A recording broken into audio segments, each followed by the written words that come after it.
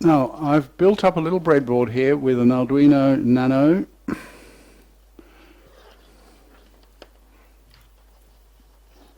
I'll try not to knock those down, Rob.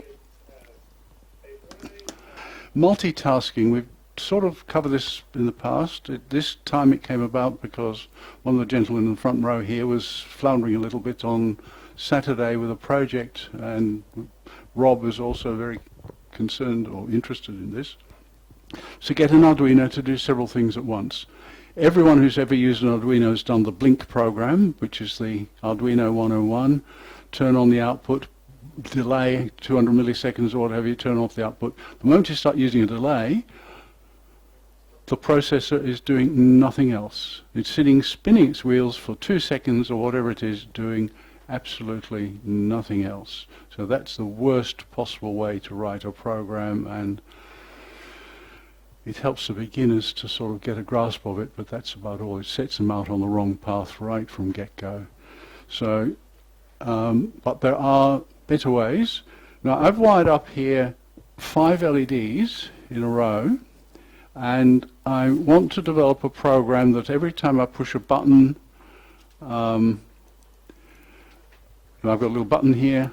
Every time I push the button, it will advance the LED one stage. Now I'm going to do this in bits, incrementally, and you'll see how this thing evolves. So my first program is simply, I'm using the serial monitor, setting the button pin and setting the built-in LED as an output, and I've just, in the loop program, all I've got is a variable which has to be, it's static, which means it doesn't go away in between calls to the loop. And I found that out just in doing this, that even the loop is actually being called from externally. It doesn't stay inside loop. It comes out of loop and back in again. Under the hood, that's done. So that just counts the number of presses of a button. And I've put the button press sensing into a function. Does that make sense? If button press, print line, press count, and increment it, or increment the press count. So every time the button is pressed, I'm going to restart the program, so we start from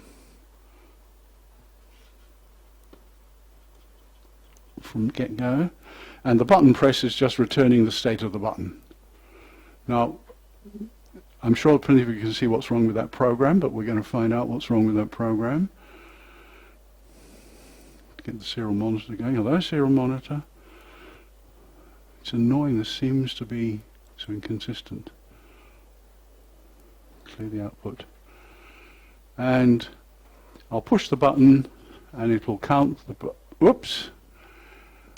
What's happening? While I'm holding the button there, the button press sub function that I've written keeps on returning a true.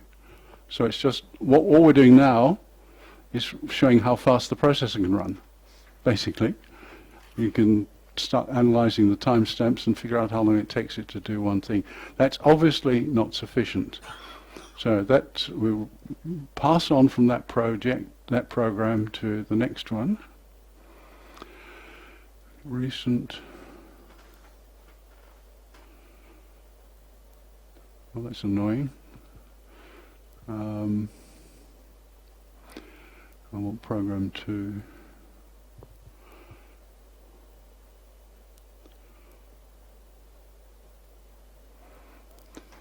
I thought I'd set this all up, but there you go. Sorry about this.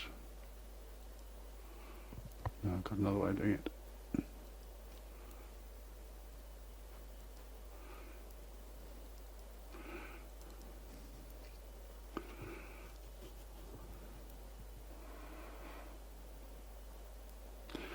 Just shows the best laid plans of mice and men. You set it all up and make it just go tab, alt, tab, whatever it is, and... Where's the mice? Sorry? Where's the mice? The mice? Yes, there's a man driving things at the front. Oh, mice and men, yes. Okay. You know where the man is? Yes, yeah. Where's the mice? This is program 2, added edge detection. Okay, now, so this is the same program, except the button press is now a little more sophisticated. I've created two states. The program can be waiting for the button to get pressed, or it can be waiting for the button to be released. And it's only when the button has been pressed that it wants to return a true once, because we want to just pick up the first leading edge of the button press. So how this will work, we've got this variable called state, which is static, so that it survives in between calls to the function. In state zero, are you familiar with the switch command in Arduino? Who programs Arduino and is not familiar with the switch command? Okay. Switch command likes to take a variable and then go to one of any number of different lumps of code, depending on the value of the variable. It's actually quite powerful. It's a much shorter form of having a bunch of nested ifs. Okay, it's quite quite fundamental, and it's quite powerful and very useful. So when I write switch on state case 0, it will come here if state is 0 and do this stuff. If state is 1, it'll come here and do this stuff. And in this case, those are the only two values that are possible. Sorry, Clive? It probably should. Probably untidy programming. Thank you. You'd give me a B on this one. Probably. Okay. Yeah, no, good point. I'm a little sloppy in that regard. So state equals 0. In fact, you'll find in another part of the program, you find initialization, which is much more deliberate. So initially it will be 0, thanks to the Clive modification there. So the very first time in here, it's going to be state 0. And it's going to say, if the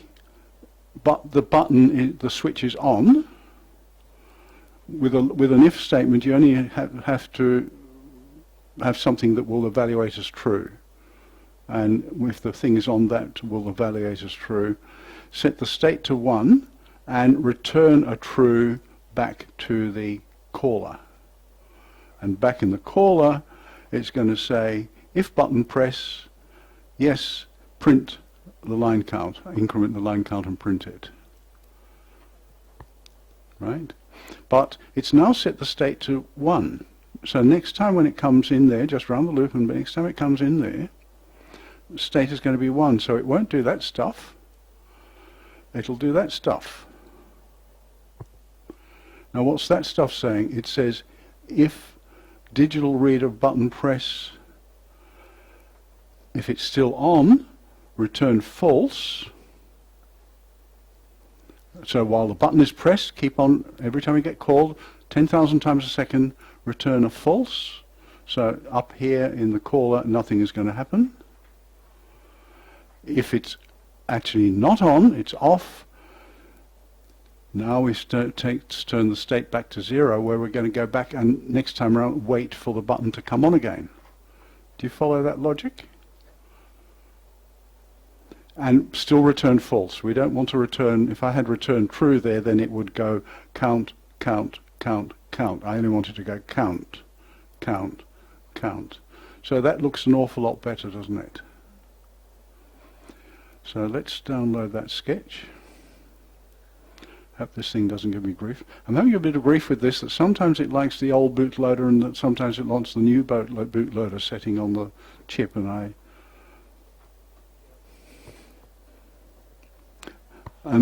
I can't necessarily even believe that that's true.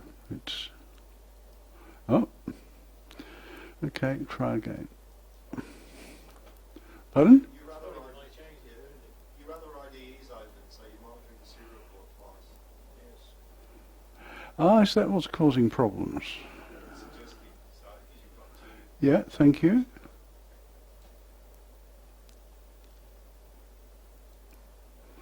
I'll close that down entirely then.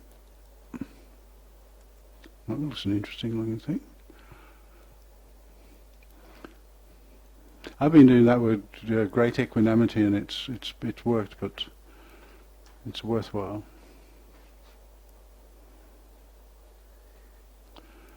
Okay, let's see if we can get the port open now. Oh well, program 2. So this should work. Whoops, I got 3 counts. I got another 3 counts. I got another count when I released it. Press, release, press, release, press, release, press, release, press, release, down, whoop, 3, up. The answer to what's happening is on the scope there, I hope. Or it will be on the scope when I connect this wire. This wire is on the input to the chip, to the Arduino. Now, I hope this will trigger, I hope it's remained set up. You look at this here, press, what do you see? One bounce and then a bounce. It's bouncing backwards and forwards. Release, that was a clean release. Press, there's 3 low to high transitions there, aren't there? Contact bounce. It's contact bounce. Okay. So that tells me that my little 2-state function that I wrote there, which is a finite state machine, it's got 2 finite states, is not adequate. So I need a strategy to get around the bounce. And the strategy to get around the bounce, there are several, I suppose, but one strategy is just put a capacitor on the input pin, but that would be kind of cheating. The strategy, and I will now go to number 3, if I can get it. I'm going to have to do that again, aren't I? And I don't want you, you're distracting. You can do an open though, can't you? Yeah, I've got to find my, yeah, you're dead right, I've got to find my way through to the, I'll start closing a bit of stuff here. Yeah, you're dead right with that too, yes, yeah, you're dead right. Program number 3, we'll try that next time. Program number 3, to those 2 states, we introduce another state where we wait to ensure that the switch has been off for a minimum amount of time before we accept it. Does that make sense? So once we accepted the on, it doesn't matter how many times it does that, unless it's open for at least 20 milliseconds, we're not going to accept it. And if you look really carefully on the LC, it's actually bouncing for 200 or 300 microseconds. So 20 milliseconds is nice and safe. And in the scheme of things, it's not going to affect the performance of the system. So, button press, now we've got state 0, waiting for the press. And now we've got this little bit of code here.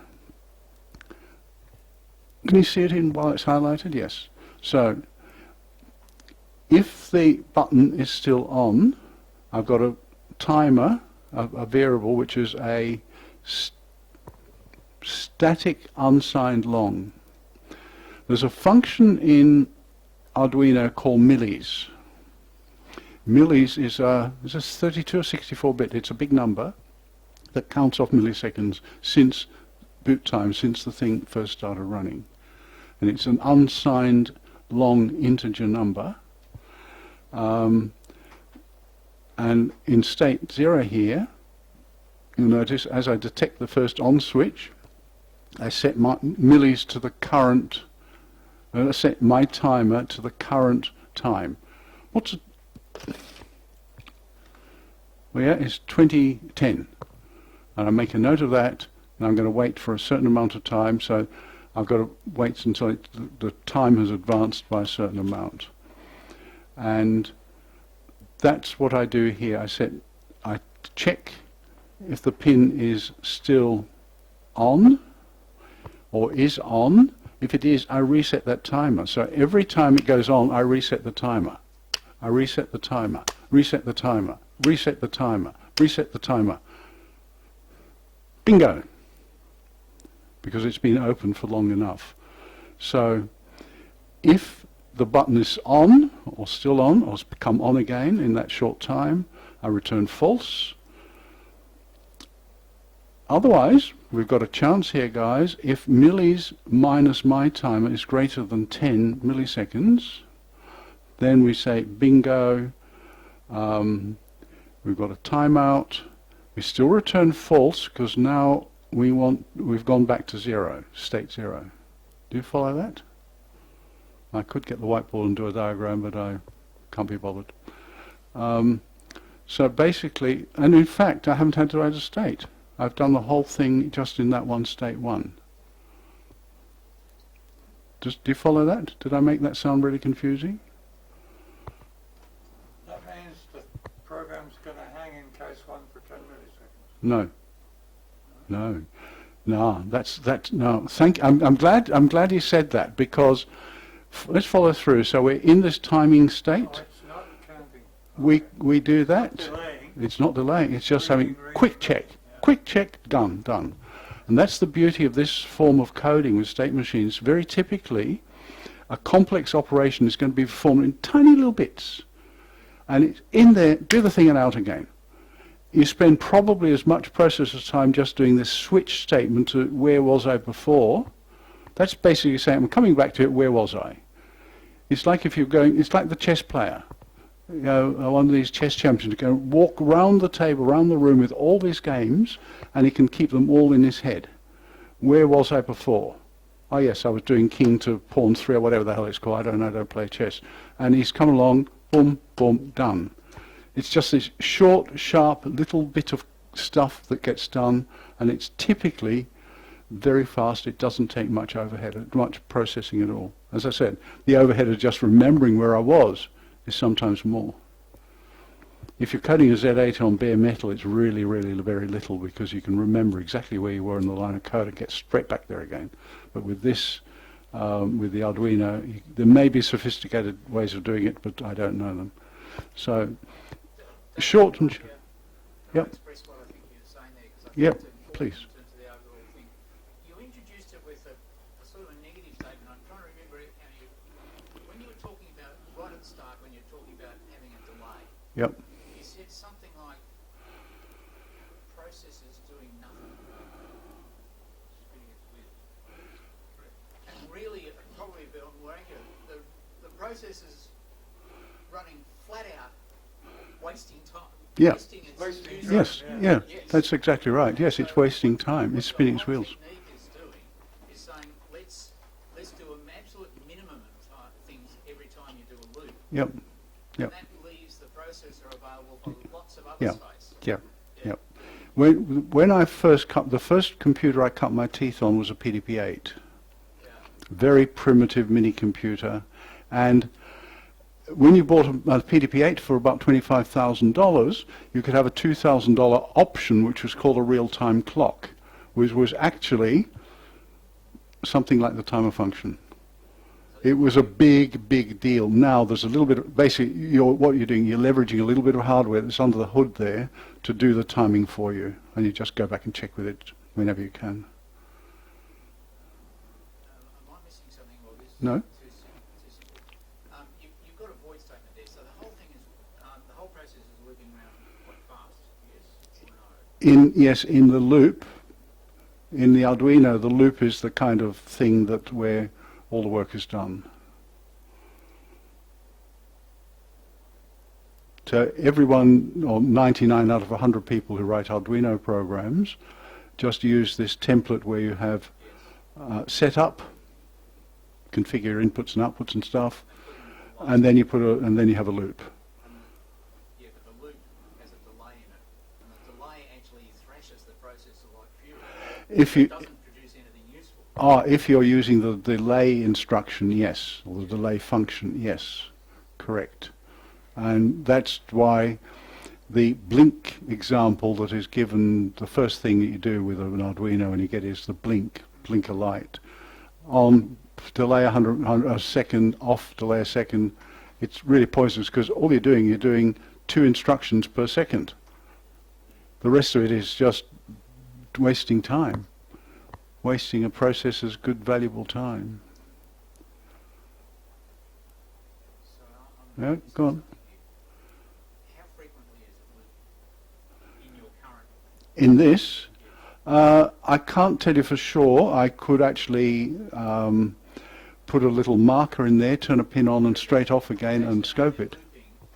Controlled by your button. No, no. This loop is running all the time. So we come down here, we say if button press, that's the heavy duty function at the moment. We come in here and we very quickly get hold of the state number, decide what to do, where was I, what was I interested in, and we do that tiny little bit of thing, none of which takes more than microseconds, and then we get out again. So go around that loop in a few microseconds. Go around that loop in a few microseconds, exactly right. So, and quite a useful thing. I won't do it now because you don't use children or animals on stage, and you don't write code live. But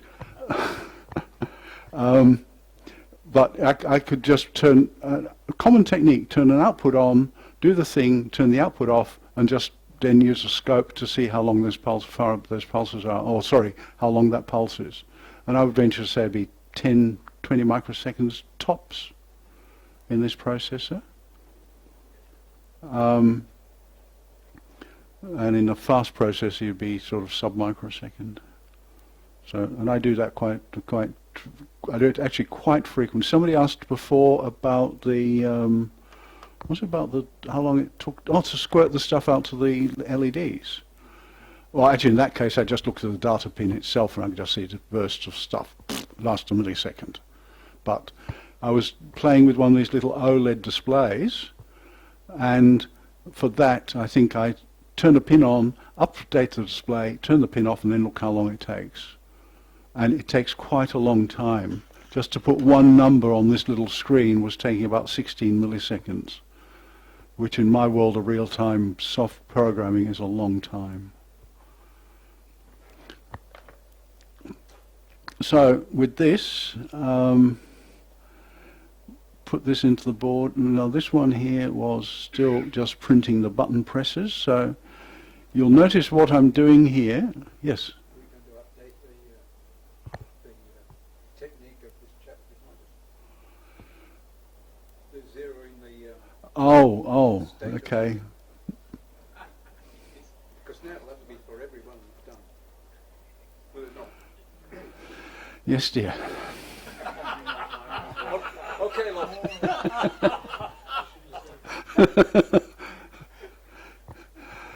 And we've done it. The Clive mod. Shit. Program 3. No, I think it's okay. Push. It sometimes complains when there's nothing to complain about. I've push. It's now completely clean. Fully debounced, nice clean button, nothing to worry about. And it's reliable. The other one's still connected on your oscilloscope? Is that still Yeah. connected? Yeah. Can you see when you push the button again? Yeah. Oh, yes. Bouncing Yeah. going on there, what's that? Yeah. Yeah, but the program's... The software's filtering that out. That's what it's all about. Oh, okay, that's what it was. Yeah, the software saying, I don't care, bounce as much as like you got 10 milliseconds, baby. I don't care. 10 milliseconds is what you get out of a big contactor or something like So that. that's raw off the switch. Yes, yeah. And the counts they're approving. Now you notice the other technique here, I'm getting my switch bit perfect before I worry about the next thing, which is the LED sequencer, chaser. Common mistake made by inexperienced people and newbies and what have you is to write this great big mass of code and then try and debug it. I tell you what, I've been in this game for 50 odd years and I've never been able to get more than 3 lines of code to work first time. Oh, it sounds like me. Sorry? It sounds like me. Yeah. No, it's, well, actually with the Arduino at the moment I'm still learning it, and so I leave out all these bloody pesky little semicolons and braces and stuff like that, because I've never been a C programmer in my career. Having fun stubbing my toes on semicolons all the time. So now let's follow John's advice and load up Open Come on, come on, come on. You can do it. Recent program. No, it won't do it. Open. Yeah. Now, prior, just I was lazy, not wanting to navigate my way through to. I've got all this in OneDrive, Mail PC. Geez, this is like my PC. It goes through da da da da. Oh yeah, Yep. yeah. And what are we up to? 4? Now, we'll close that one down. Is that the right thing to do? Look at that one.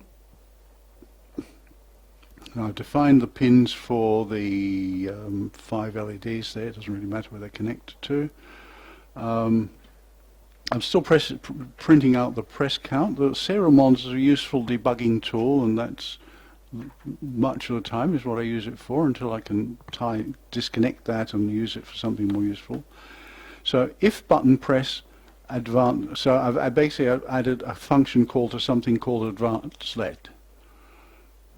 Move the LED on, and in advanced LED, there's a bit of remnant from a little bit of debugging, where when you're debugging it's fine to use delays as long as you know that that's going to just tie the thing up for umpty milliseconds or what have you. Delete that. Now advanced LED starts off, and for this I do initialize it to state 1, and I'll explain that little why I do that purely as a convenience. Because I've got LED 1, LED 2, LED 3, so I start the state number off with LED 1, and it just makes the typing and editing a little easier. So if I'm so this function is only going to get called when we have a clean, verified, certified, got a letter from your mum, button press. So it doesn't have to do anything but just go straight ahead and say, okay, this is legit, I'm going to move the LED on, one step. So, Did you have static byte defined before somewhere else? no, byte is another variable type in Arduino. Oh, yeah. It's just an 8-bit, just an 8-bit variable. State was defined Uh, separately, was it before? No, okay. You're used to flat basics where there's no subroutine, proper functions or subroutines. In this language here, you can have the same variable name inside any number of different subprograms or functions. And they don't transfer. They them don't, to later. no, they are known only within that scope. They're local. So you reuse them. Yeah. And good programming practice will be that you will render onto each Caesar function that which belongs to that function. You don't go and start sticking your variables outside here in global space where anyone can see them. And the more you can encapsulate the parts of your program, the better it's going to be. Right? So this advanced LED thing, here's a bit of remnant debugging there, serial print state. Print the state number. I don't really need that anymore. As I said, I can't get more than 3 lines of code to work at once, so there's a lot of debugging. So if the state is 1, when we get hit by this button press, we turn on LED 1 and we turn off LED 5, because LED 5 is the other end, assume that's been on. And we advance the state to 2. And this break thing, all that says is don't bother checking any more of the cases, just go to the bottom and be finished with that switch statement.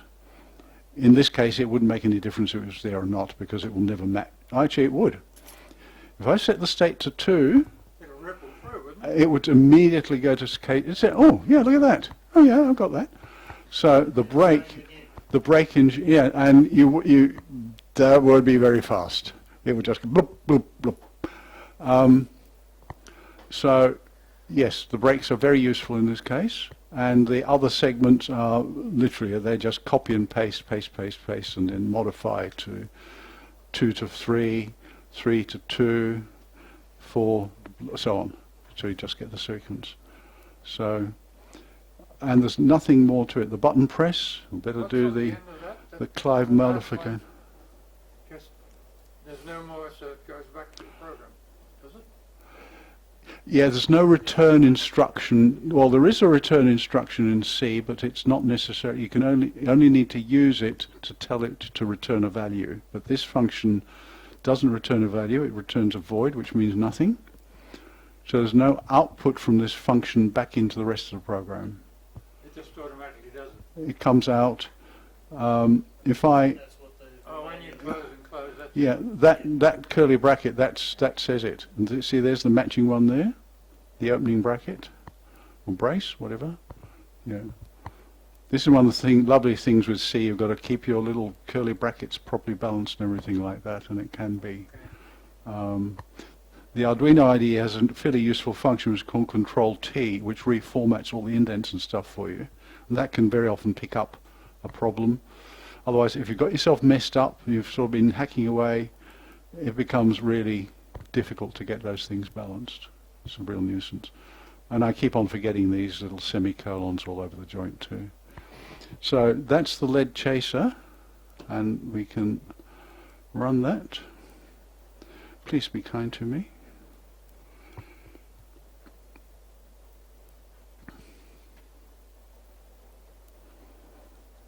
I can still have the serial monitor on here. I don't believe it. Oh, program 4 is still running, and we're into 5 here. Oh no, it's this program 4. It's program 4.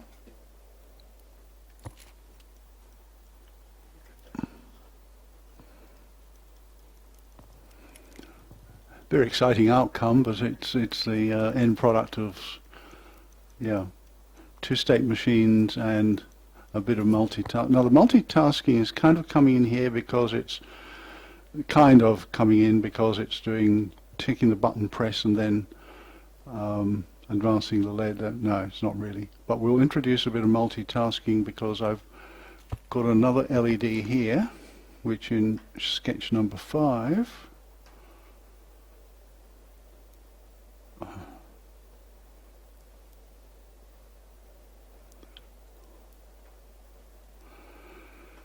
Oh, that was very clever, wasn't it? I just closed it down.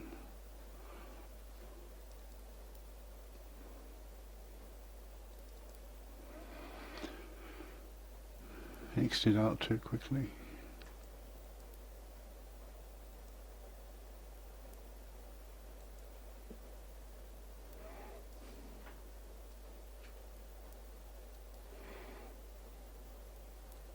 Just cleaning up a little bit here.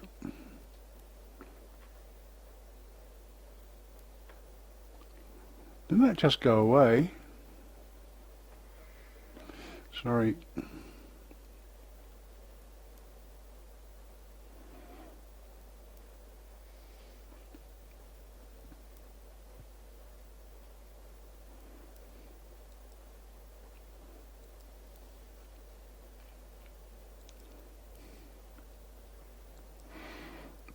Now in this program I've got an RGB LED, red, green and blue, so it's actually 3 LEDs in one package, driven off 3 pins here, 7, 8 and 9.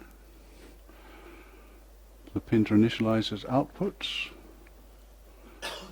and what I want to do is flash those 3 LEDs in slightly different speeds, so we wind up with a permutation of all the possible different colors. So now we have a number of different tasks. We've got this, which is servicing the button press and advancing the lead, which is our chaser. And then we have blinking the red lead, blinking the blue red lead, and blinking the green lead. So these are actually 3 separate tasks. They don't have to be flashing a LED. They could be measuring a humidity value there and driving a servo there and reading Rob's mesh network Zigbee thing somewhere else and turning the garage door on or whatever. They can be anything. In fact, I can once I've got a framework like this, and I do, I'm too lazy to keep on pulling apart my breadboards and rewiring. I just stick another gadget on there and wire it up and write another task inside the same queue. And suddenly I've got it doing that and all at the same time. It's really easy. So I'll just... I've hit the go button now, so we're going to get that in a moment.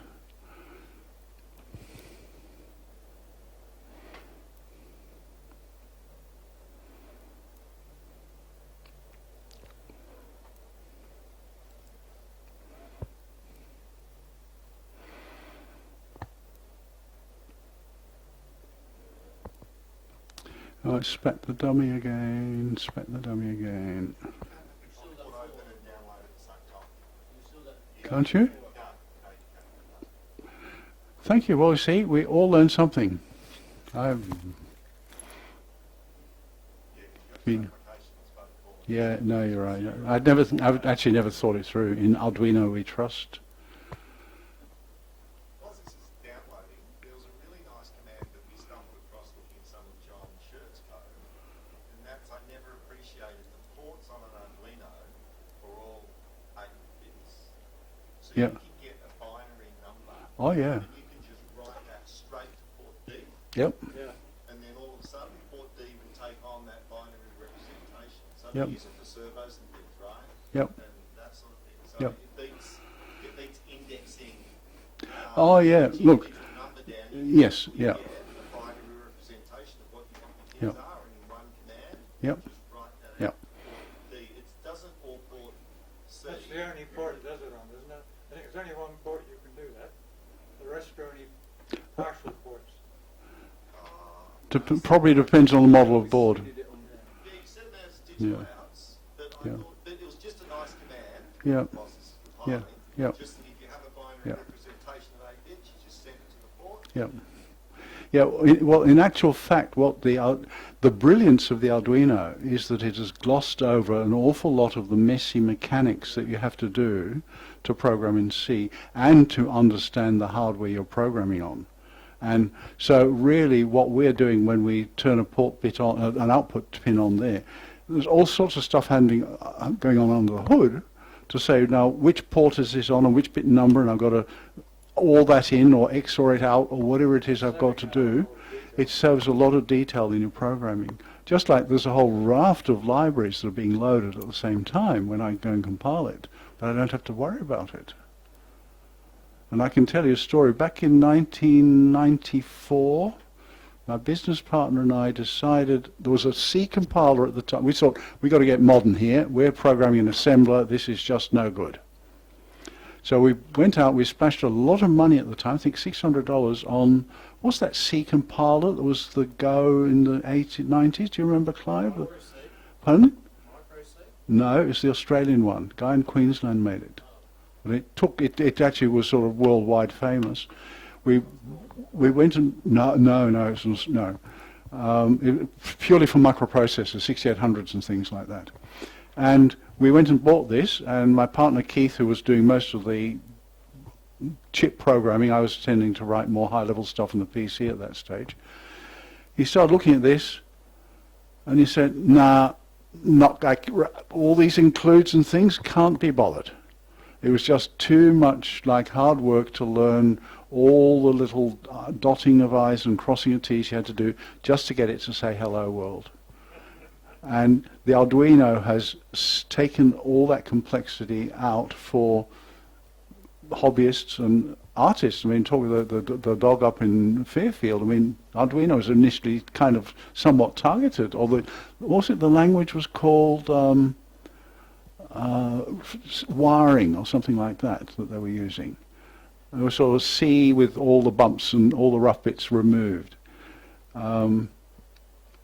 So, you know, what you're saying there about port, I mean, writing to full ports, that's what we actually used to do, programming hard bare metal. But Arduino sort of glossed that over.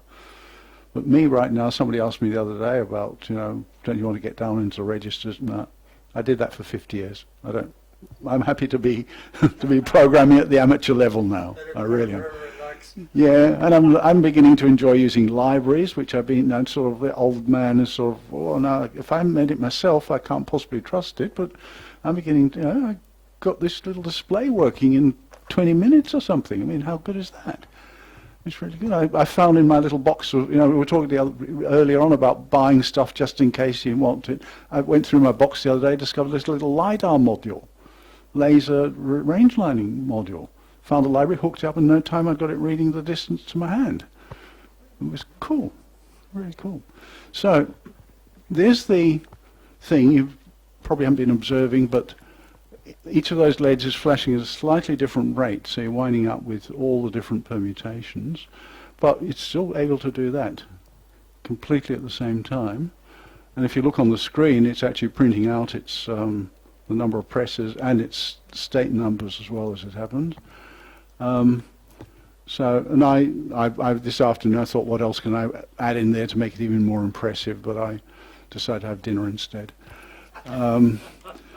But I mean, I could have had that lit up and have a little LiDAR module, and it would be doing it all at the same time. All I have to do is add another function call into this loop. Make sure it's never going to block the processor. It's never going to do anything that takes up a lot of time. Now, with Arduino and libraries, sometimes you have to compromise on that, I'm learning, and if it's going to take a millisecond to update a LED chain or 15 milliseconds to update this, I've got to take that into account. And if the bomb would go off because of that 15 millisecond delay, well, I can't do that. I couldn't use that as a rocket launching thing, probably, because of the time taken by updating the display. Then I have to find a different solution. But with a lot of stuff, reading Rob's little things through ZigBee, presume that gateway will get something that an Arduino could read if needs be. Serial data, yeah, we'll assume yes. Now your program, the main loop has got the weight, taking the one you highlighted. Yep. First thing is it does that subroutine blink red. Yep. It has to wait till that's done before it can do. No. No? No. It No. goes round again. No, that's the whole thing. Let's look at what happens with blink red. So we've got the timer there, the static variable. If millis minus timer is greater than 1500, 1.5 seconds, to the red pin write the opposite of what you can read back from the red pin. A little bit of cunning there, that an output can also be read back as an input. And that's only going to happen if and when that timer exceeds 1500 milliseconds, and then we reset the timer. So for the next 1500 minus 1 millisecond, that test is going to fail. Right.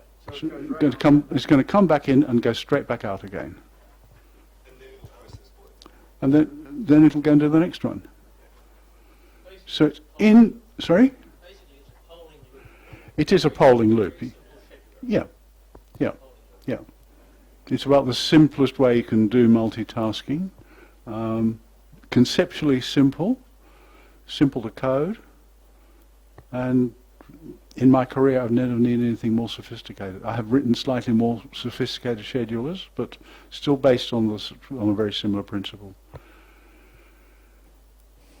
And my view, and Clive would probably like to debate this,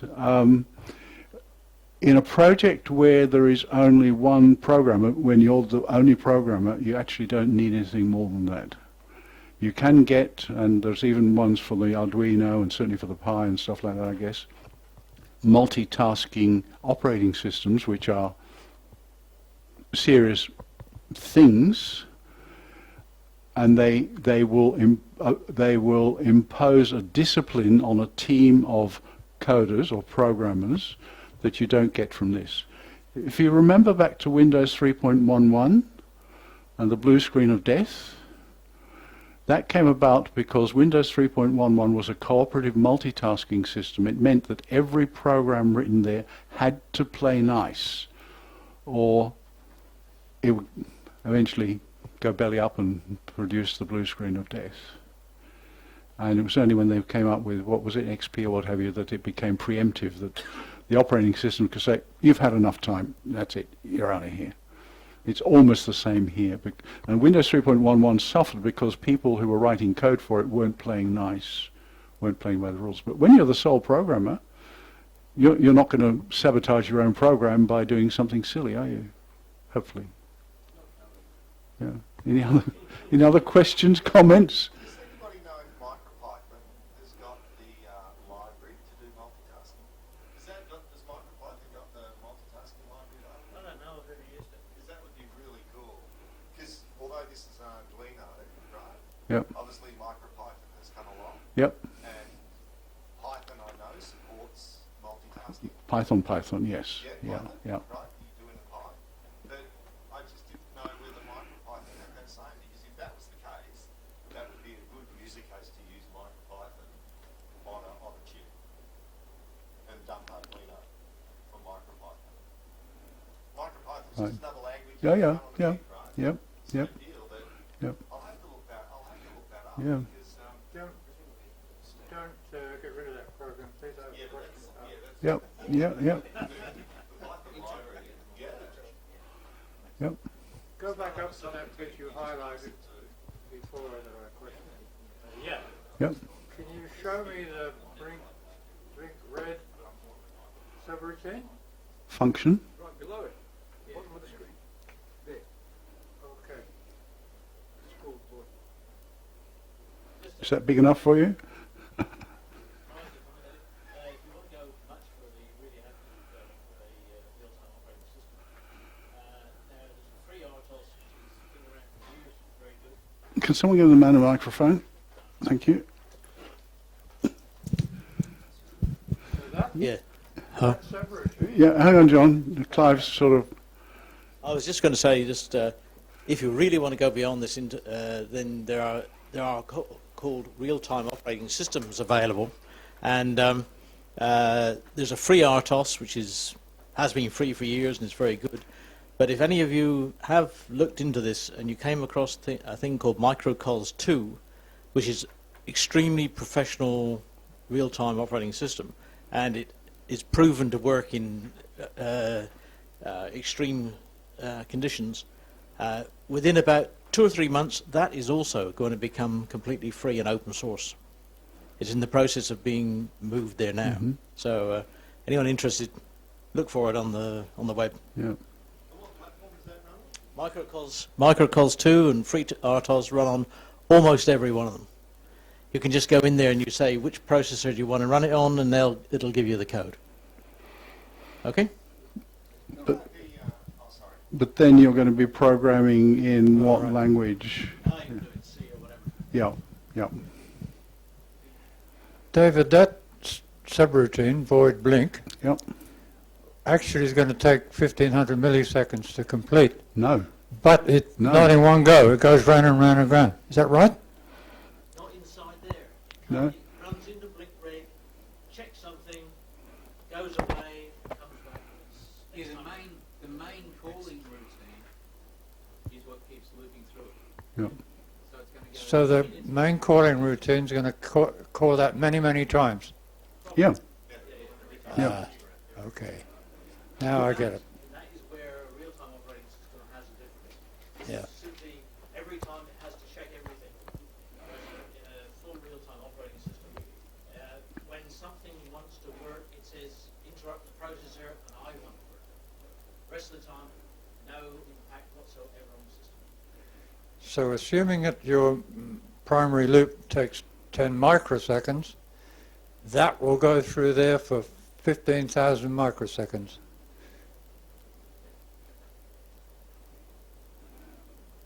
Yeah. 15,000 times. 15,000 times before it completes itself. Yeah. Okay, I got it. Yeah. Now I understand. So, and what Clive is saying is that yes, there is an overhead in it being called 15,000 times a second or whatever it is, and you know, in 10 minutes, without a live audience, we could hook up a scope and find out exactly how long it is. So yes, it's waking up, checking if there's something to do, and going back to sleep again. and that's the term that Clive's using. It's polling, not going and having a look for stuff. Just like the switch debouncer is polling the switch. Oh, I think John Hollow's got a question there. David, I wonder if I could throw in a thing that you sort of reminded me of in terms of coding practice and debugging, and removing some of your debug code. And part of my suggestion is don't remove the debug code. So is it possible to scroll it up so that you've got a couple of subroutines, one of them more longer, a longer routine, and one a short one, for example? Yes, scroll it down slightly so we've got the, no, so that we can see the remnants, no, the other direction. Yeah, that's enough, yeah. Yep. So, have we got a pointer or something? No. No. You can use the mouse. One of the techniques that I've used a fair bit, and it's fairly simplistic, but I've found it's saved me a lot of time and so on.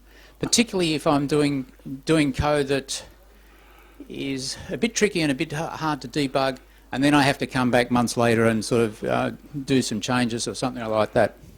So David removed some debugging code, but I've got into the habit of actually leaving the debugging code. So what sort of debugging code do I put in? Fairly simplistic. When I come into a routine, I'll have a print statement saying, I have just entered this routine name. So it's a message that comes out on the console that tells me what routine it's gone into, because quite often what goes wrong is you're in a totally different routine to what you think you are. Right? And then I follow it by a print statement that says something like, here's a printout of all the parameters coming in. And then further down, if there's some complicated if statements, I might have the occasional print debugging statement in there, sort of saying, here's, I've got into this tricky bit of code or something or other like that, and print out some parameters. And if there's some return information right down the bottom of the routine, I might, print out some conclusion, right? But and that's being fairly generous, and in some cases I don't go that far. But in the most general case, that's what I would do. Now, what do we do after we've debugged some stuff like that, and that's been useful? Perhaps we shouldn't chuck it out. Well, hang on, you don't want all those print statements, print outputs coming out. So at the start of every one of the print statements, you have a global parameter that's called something like debug mode. And so every one of those print statements you precede by an if statement. If brackets debug mode is on, print. And that's in front of every one of the print lines, right?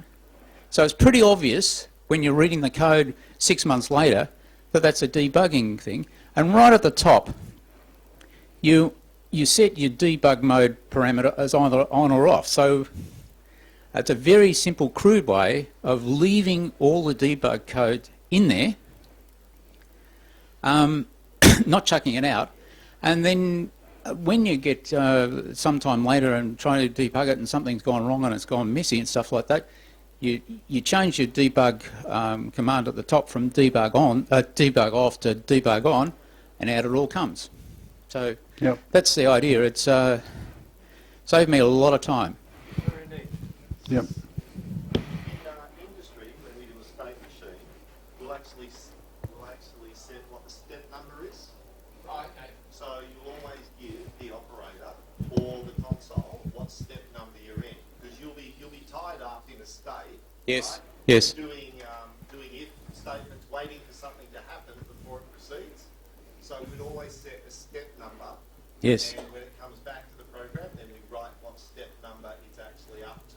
Sorry, what's a step in that process? A step would be, you could be within a state, like we've got state 1 at the moment. Yeah. So we'd say what mode it's in, which would be the state, Yes. and then what step within that mode you'd be at. So what you're doing is you're setting just a bit, right, Yes. a global bit, to say what your state is and what your step is. Yeah. And that also gives you debug Because in a process, right, you might be doing a wash, right? How does the operator know the system's doing a wash for the next 10 seconds or 2 minutes?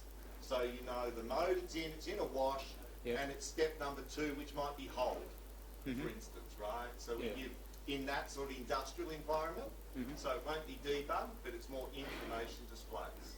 So, Yeah, in that kind of environment, that can be very, very powerful stuff that you can learn what's really going on deep down in the program. The operator just sees orange juice squirting out on the floor, but he doesn't. But if you say, what's it say on the bottom line of the display or something, yeah, so we absolutely, just yeah. use an integer Yeah. to represent that. Yeah. and Yeah. we decode the integer Yeah, to just the whatever it is, operating yeah. codes, right? So we're not looking at because the problem is it's the memory that all this takes up, right? Yeah, like the famous Apollo 11, what was it, error 401 or something like that, and they had to scramble to find out what was causing it. It was overload of the, yeah. I still, Make one more comment then about your I think that was an overflow, wasn't it? I think it was overloaded. It was actually got too much work. Yeah, just a comment. What you were saying is actually very useful. However, the way in which you're doing it, it actually still creates the code even though it's not actually doing the printing out. So it actually does some execution to find out if debug is true and etc. Okay, what you can do is use macros in C, and you put that at the front end, and what it means to the compiler is it says if debug is true, compile it. If debug is false, leave it out completely, and so you get lots shorter code and less execution time. Okay? Yeah. Yeah, Yeah. that's interesting because it marks a differentiation quite often for the different type of programs we're doing. Quite a lot of the stuff that I write, performance or speed doesn't matter. But in other cases, it really does matter. And so if you're trying to optimise for speed, yeah, for sure. Yeah. But something that you said, Rob, actually reminded me of another technique, a bit more sophisticated, that I've used of mine. Occasionally you're using a fairly crude and non-IDE type of environment, and you've got a lot of code. And so a variant on my system of putting in the print statements and stuff. One issue is, for efficiency, you might like it to actually print out what line number it's up to in the code. Now the problem is, as you keep editing the program, the line numbers keep changing. So you actually edit the master code where it's got, I'm up to line number triple question mark or something or other like that, and then I run that source code through a simple thing that replaces the triple question mark with the line number. Then I run it. So that automatically inserts the line number for that version of the code. Fairly crude, but it works. Does that make sense or not? And what you I said. think it's maintainable. If somebody goes about changing the code in 6 months or a year's time, right, that's going to break. I think it's good for the debugging side, but when you actually deploy it, Yeah. the maintenance of that just won't happen. So you'll end up with somebody not maintaining the line numbers, right? So we use a different technique, and we call Yeah. them steps. Okay. Because a step is actually, you can actually write some English language to the step, and it doesn't really matter where it comes Yeah. in the program. But it's different, as you say. We're not doing embedded. Yes. We're doing more real-time Yeah, stuff okay. that's got millions of lines of code and millions Yes. of lines of sensors, right? So it's always going to go wrong. The Yeah. code doesn't go wrong, the sensors go wrong. So the idea is where is the program hung up? Because it'll always be waiting for a sensor. It'll always be waiting for a level to go up, or you'll have a trip of a valve or a motor or something like that. So that's where we sort of come in with a different philosophies, as you say. You don't care about speed, you care about speed, we care about maintainability. Yes. And Yeah, Clive once has, no, yeah. Sorry about this, folks. Your comment about that his line number process can fail. What you actually have in C when you do a compiler operation, there are parameters in the C compiler which record the name of the file from which you're currently compiling and the line number within that.